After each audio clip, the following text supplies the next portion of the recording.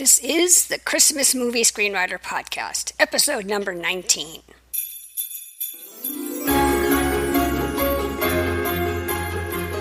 Hello and welcome to the Christmas Movie Screenwriter Podcast. I'm your host, Karen McCann. The Christmas Movie Screenwriter is a podcast about writing, producing, and selling Christmas movies. You can find a transcript, show notes, and an action checklist on my website. Just go to christmasmoviescreenwriter.com and look for this episode, which is 19. A quick few words about what I'm working on. I contacted a couple of actors about a rom-com of mine and plan to follow up with their managers next week. I am about to tell my production company contacts about my other script, which is a faith-based script. However, I'm still waiting for a couple of more readers to get back to me. But I'm setting up an email campaign in the meantime. And I have a new idea for my next Christmas script. So, lots of stuff happening. And now, here is the main segment. Timothy Kuryak, with over 20 years experience in the industry, has written, developed, produced, and overseen thousands of hours of content for streaming, broadcast, cable, and digital networks in the United States and abroad. Timothy began writing in 2019, and the first script he wrote, Dashing Home for Christmas, premiered on Up TV in November 2020. Since then, he has written Loving Christmas for Real One and Lifetime, Melting My Heart for Hallmark, and Merry Xmas for Lifetime. His most recent film, Where Are You Christmas, which kicked off Hallmark's 2023 Countdown to Christmas, was selected by Variety as one of the top 25 Hallmark Christmas movies of all time. Wow, Timothy, that's quite an accomplishment and welcome to the podcast. Oh, thank you. Thank you for having me. Now, why don't you take a minute and tell us more about yourself and your work? Sure. Yeah. I mean, as you heard, as you said, I've been working in the industry for about 20 years, but I started off as a nonfiction sort of reality TV producer. I started off in sort of syndicated news on hard copy. That was my first job in the entertainment industry, in television. And then from there went on to work on talk shows and game shows and reality shows. And then I sort of got onto a strange track of helping launch cable networks. So I helped launch the original content arm of TV Guide Network, which is now Pop TV, if that even still exists. Helped launch Planet Green for Discovery, the Oprah Winfrey Network, as well as Reel's channel. So, wow. Yeah. So I've basically been a nonfiction production and development executive for most of my career. Now, as I read from your bio, it's the first script you began writing only in 2019. So that's not long ago. Can you share your journey of breaking into the industry as a Christmas movie screenwriter? Yeah, sure. I was working at Up TV at the time, and my boss, Amy Winter, who's a wonderful person, she and I have worked together at 3 different networks. She was head of the network, which meant she was overseeing all the different departments, but she alone was the one that was sort of watching these cuts that came in and reading scripts for possible acquisition at Up TV. And basically she was like, hey, can you help me, weed through these? And so, I started reading the scripts, and then I started watching the cuts and giving notes and things like that. And at one point, I sort of said to her, and this is going to sound egotistical, and I will correct myself later because I basically said, like, I think I could write something better. I think everyone says that. Everyone says that. And I think when you say that, you don't know how hard it is, which is why I'm saying I would correct myself. Right. But it was one of those things where, I was reading the scripts and, a lot of times people say, oh, they're so cliche, the same things happen. So I very egotistically said, I think I could write something better.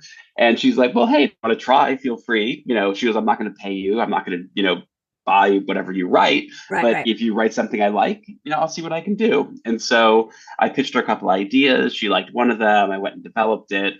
I went and took like sort of a 2-week hiatus, went abroad and sort of wrote and came back with a script. And I sent it to another friend of mine who produces Christmas movies. And I just said, hey, can you just read this and be sort of a gut check for me? I don't want to embarrass her. I don't want to embarrass myself. So can you just read this and tell me what you think? And she read it and she actually really liked it as well and sent it to a production company that she liked. And then when I sent it to my boss, Amy, she liked it and actually sent it to the same production company that had produced a lot of movies for Up TV. So it was very sort of, I guess, simpatico in the way that it all happened. But yeah, so That, that was how I got my first script, well, written and sold. you knocked it out of the park on the first try. Well, I mean, luckily I had a lot of cheerleaders, which is, and a lot Okay, of sort of, okay, that which is helps. great. I mean, that definitely helps. And then from there, I talked to another old colleague of mine who was heading up Reel One at the time, and I basically Mm, said, hey, like, I just wrote this script, like, and she's like, oh, I'm always looking for original movie scripts. So if you have an idea, feel free to pitch me. And so I'm like, okay, and I pitched her idea, and she's like, I like it. And so, wow. she sort of commissioned me to write a script. I mean, I will say this, like when you're starting off, the money is very, very low. You're doing it really for sort of Right, entry right, into that world. So when I say like, oh, she commissioned me to write the script, it was not much money at all and a lot of work. right. But again, like, for me, it was all about getting things made. And sort of, because I feel like, when you sort of build up a roster, it sort of helps with momentum.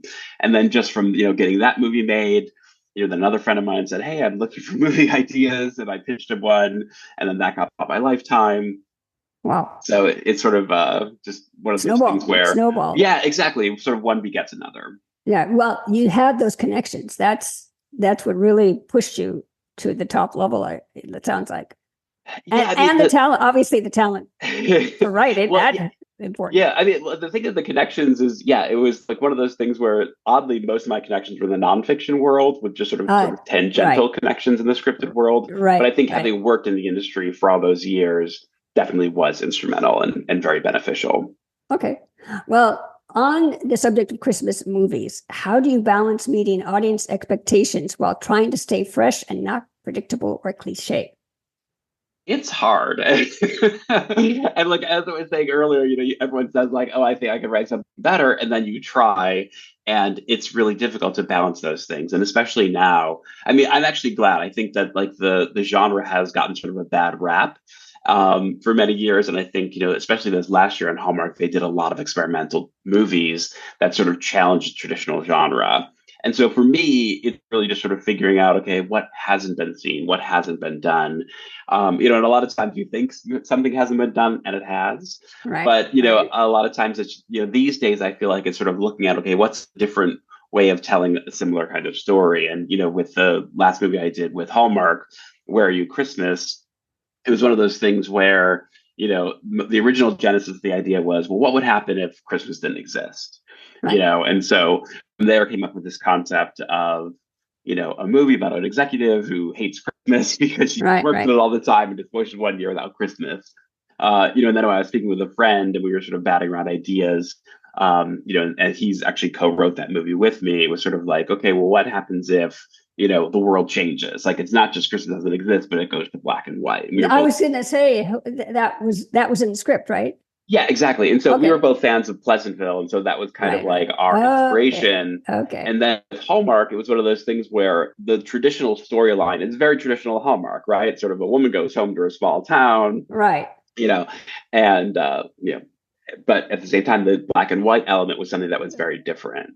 And also, we were also challenged with sort of just pushing boundaries, So even with the Hallmark executive that we had, she was like, "Yeah, make fun of Hallmark movies. You could reference Hallmark movies, and even having a kiss before the Right. kiss was Right. okay." Okay. So, I think that nowadays I'm just sort of looking at different ways of telling stories, whether it's a different genre twist or sort of different technique or storytelling technique. I'm working on something now that I'm kind of excited about, but who knows if it'll work or if Hallmark would even buy When you it. say genre twist, do you mean like adding a different genre, like a Christmas heist or something? Well, I think it sort of depends on the network. I think with Hallmark, they definitely want things that, fit the traditional mold. And so with Where Are You Okay. Christmas is because the story was very traditional in the Hallmark way, but the Right. black and white element was something that made it different. So, for instance, like, now I'm sort of playing around with like, well, what happens if, the end of the movie at the beginning? Yeah. You know, Yeah.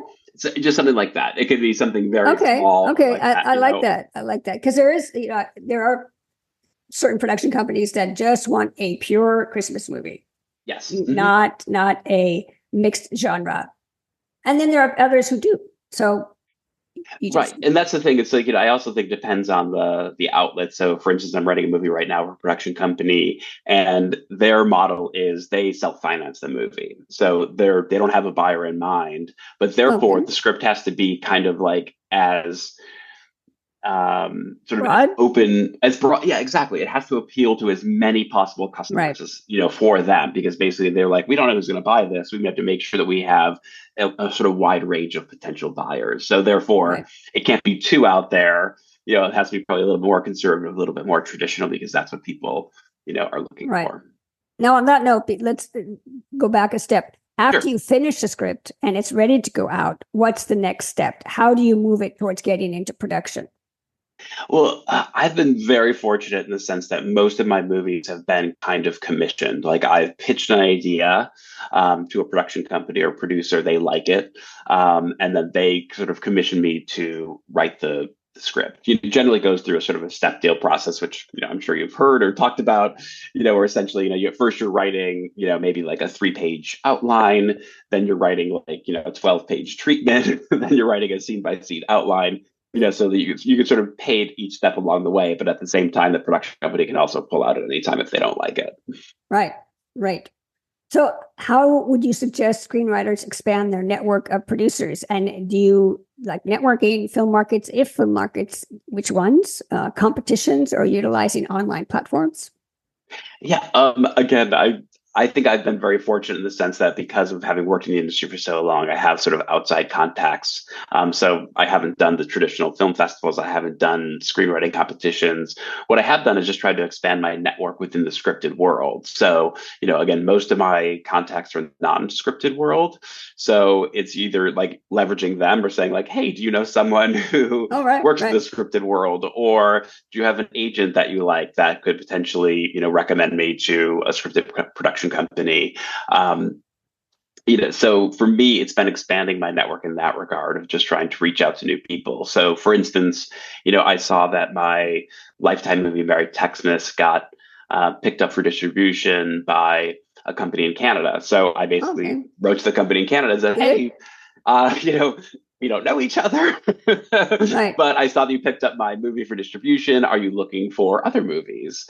And that sort of, began a phone call where I sort of was able to hear what they're looking for and then pitch them new ideas. So for me, it really is just about sort of expanding my network, letting people know that I am writing movies, because a lot of people know me as a nonfiction executive. Mm. And also just working with other people too that have contacts. So whether it's, someone that I know that said, hey, I have a Christmas movie idea, and they have a bunch of contacts, like I'm like happy to sort of partner up with people as well, because I know that their contacts will then become my contacts. When when you look at your IMDb page or any movie, and you can see who distributed it, if you were to see like, oh, this was distributed in Eastern Europe or somewhere in Asia or somewhere, would you say, you know what? Maybe there's a market. Maybe I should address, first of all, reach out to the distributor, but should I also write for that market?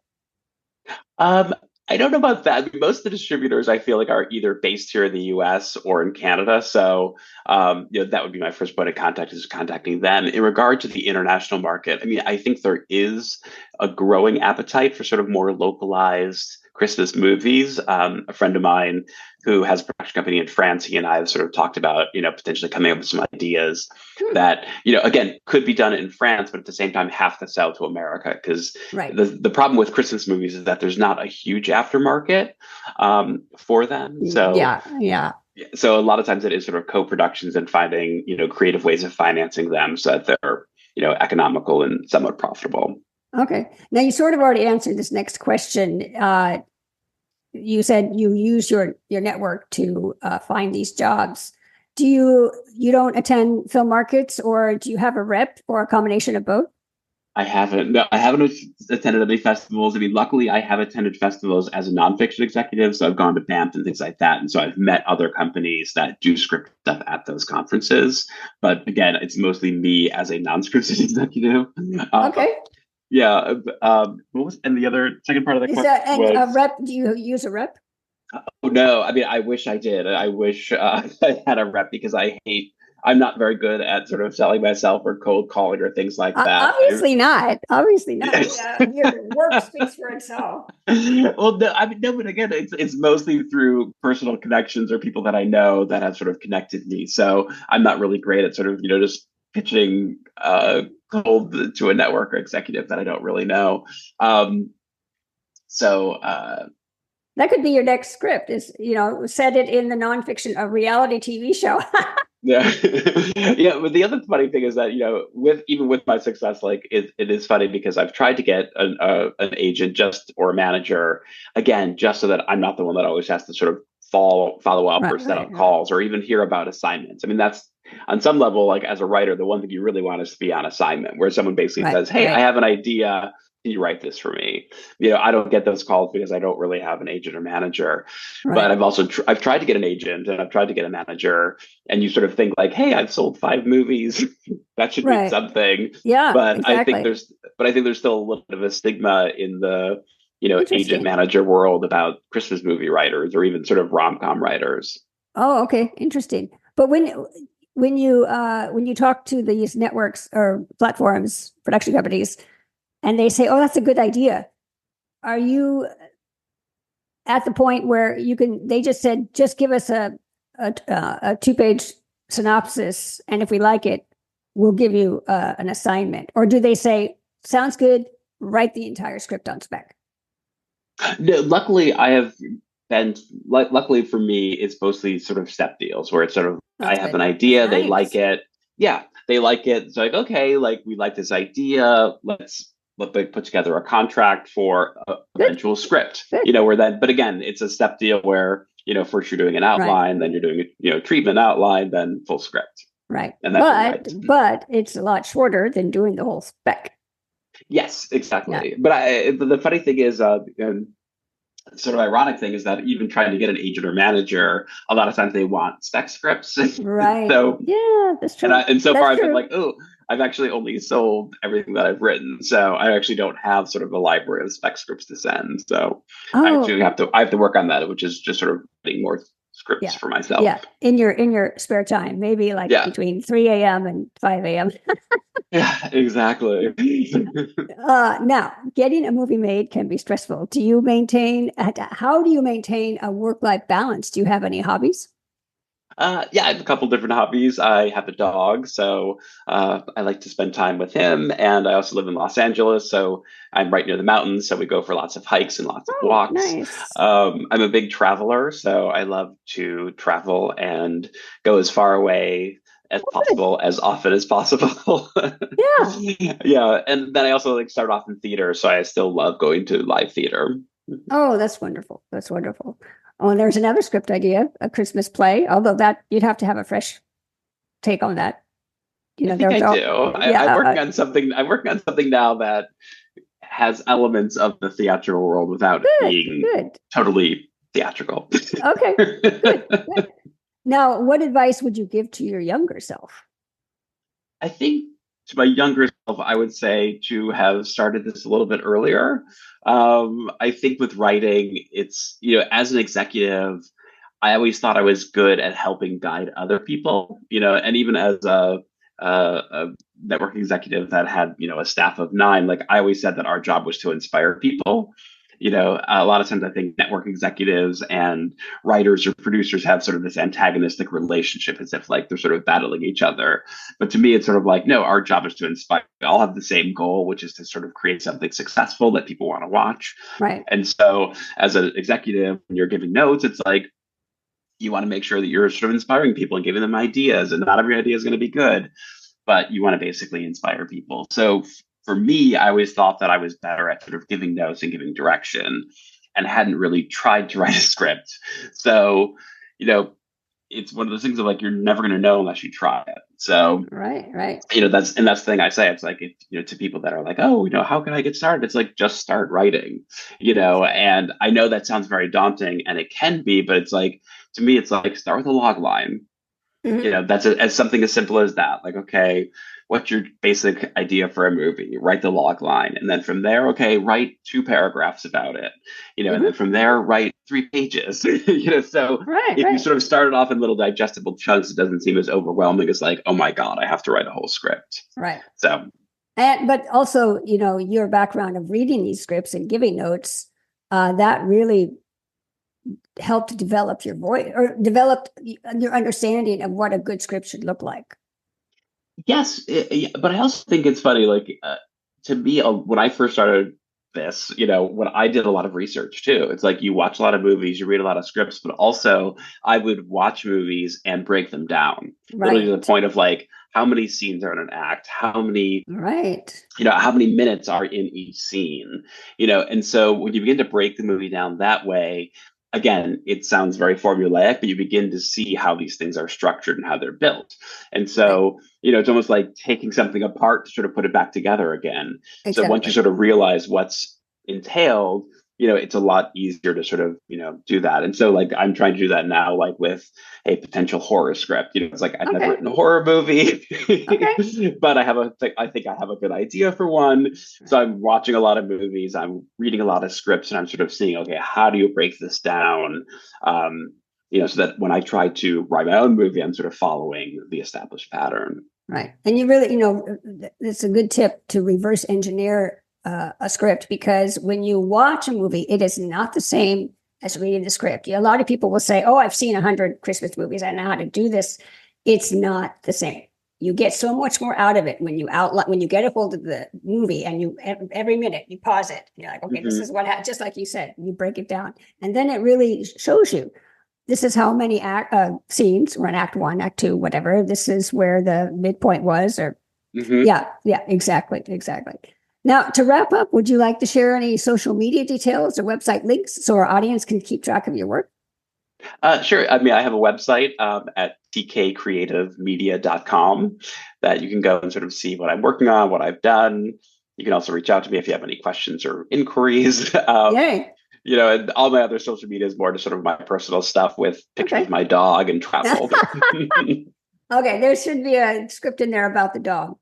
A dog in a Christmas movie is a big seller. So yeah, I'm currently pitching an idea to Hallmark that involves dogs, but we'll see what happens. well, those are my favorite. Well, Timothy, thank you so much for coming on the show today, sharing your experience and your knowledge. It was very helpful and very entertaining. Oh, well, thank you. Thank you for the opportunity. And it was really nice talking with you as well. You too. We'll talk soon, I'm sure. All right. Take care. Bye-bye. And now here is my action checklist. I have 5 items from my interview with Timothy. Number 1, innovate with genre twists. Like Timothy did with his movie Where Are You Christmas, where half the cast was shot in black and white and the other half in color, explore fresh storytelling techniques within traditional Christmas movie genres. For example, integrate unique visual elements or narrative twists that set your script apart while resonating with holiday themes. Number 2, navigate representation challenges. Recognize the potential stigma around Christmas movies in securing representation. This is something Timothy brought up during the interview. While it may be challenging, leverage industry advice to start your career with Christmas scripts. If you listen to other podcasts on screenwriting, a lot of established writers, including WGA writers, have said they got their first break with Christmas movies. So keep going.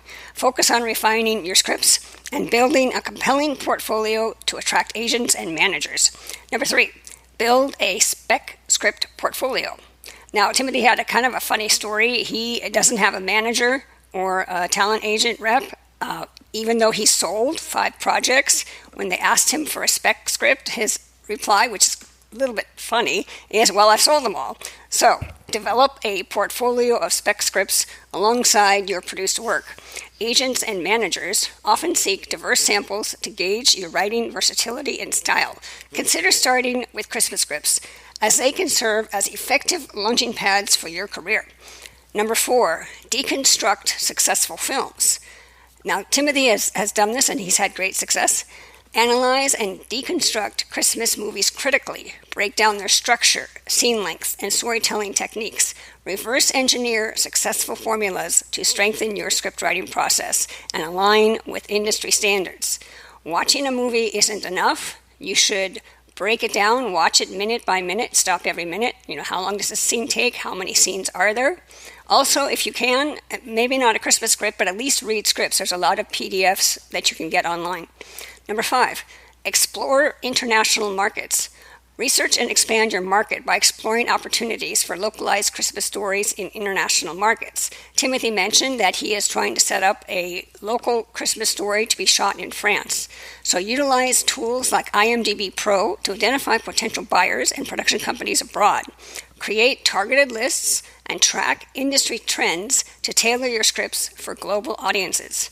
Implementing these strategies can enhance your script writing approach, increase visibility in the industry, and pave the way for broader market access and professional growth. Now tune in to our next podcast episode where I sit down with screenwriter and development executive Kara Russell. Kara dives into the hurdles of crafting marketable Christmas movie ideas, shares savvy strategies for expanding your producer network, and reveals her secret for maintaining a balanced life as a writer. Well, that's the show. Thanks for listening. To show your support, please leave a review on Apple or wherever you get your podcasts. The more reviews, the more guests we'll attract. So you can also fuel more content by buying me a hot cocoa on Buy Me a Coffee. Just look for my page, which is called Christmas Movie. Also, you can check out other great podcasts and blogs on our website at christmasmoviescreenwriter.com.